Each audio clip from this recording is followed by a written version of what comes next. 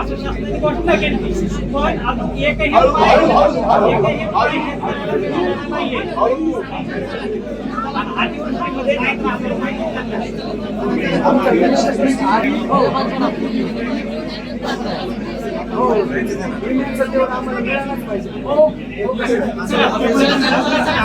महाराष्ट्राच्या उपमुख्यमंत्री सुनित्राताई बीडमध्ये आले असताना आम्ही बीड जिल्ह्यातील शेतकऱ्याला पीक विमा का मिळाला नाही, सरकारने घोषणा करूनही पीक विमा मिळाला नाही असं बोलत असताना धनुभाऊने आवाज दाबण्याचा जो प्रयत्न केलेला आहे तो अतिशय दुर्दैवी आहे.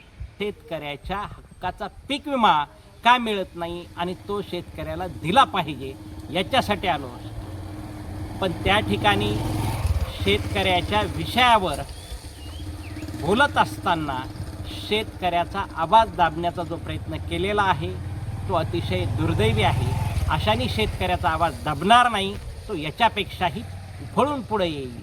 त्यामुळे काल झालेला प्रकार हा अतिशय दुर्दैवी आहे.